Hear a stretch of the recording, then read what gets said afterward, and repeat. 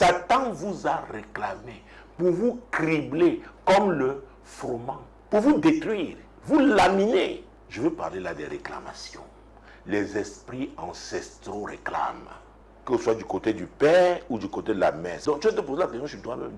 D'où viens-tu? Pour faire établir sa carte spirituelle, à vrai dire, on collecte une série d'informations importantes, n'est-ce pas, nous concernant. Et ça permet de mener une étude. On médite sur ça. C'est très important. Il y a des familles où on ne se marie pas, homme comme femme. Il y a des familles où on se marie, mais on divorce. Il y a des familles où, vous entendez, les femmes sont mariées, mais elles sont devenues toutes veuves, étant jeunes. Beaucoup souffrent autour de nous. Ils ignorent même la cause de leurs problèmes. Ils vont d'église en église. Parce que dans le monde, déjà, ils allaient de féticheur en féticheur, de marabout en marabout, de devin en devin. Il y en a qui ont même des livres de prophétie. Tellement on leur a donné de prophétie, mais aucune ne s'est accomplie. Parce que c'est bien de prophétiser, mais il faut encore les étapes. Passer par là. Il y a des choses qu'il faut faire.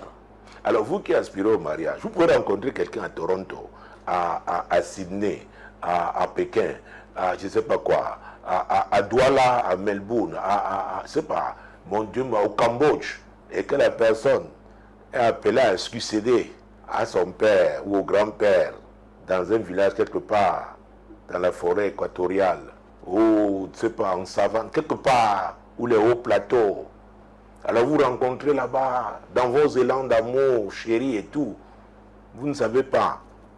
Le bel homme que vous avez rencontré là, il a un appel. Il y en a qui ont été surpris. Ils viennent pour les obsèques officielles, parce que ces gens-là, c'est d'abord ce qui est... les vrais obsèques, c'est avant. Vous avez votre mari, on vient l'arrêter. Et violemment, parfois dans certaines communautés, on dit c'est lui l'héritier. Et on lui donne une femme déjà même pour la phase d'initiation. Voilà votre chéri qui avait dit monogamie, qui avait dit l'ignorance fait souffrir beaucoup de personnes. Donc ça nous amène aussi à parler de qui? Des hommes forts qui réclament. Il dit qu'il a le pouvoir de vie et de mort. Il décide. Donc si ton père lui avait fait allégeance, ah oui, lui faisait des sacrifices, il te réclame. Et nous voyons une personne, ça peut être une personne physique, mais il y a un esprit derrière.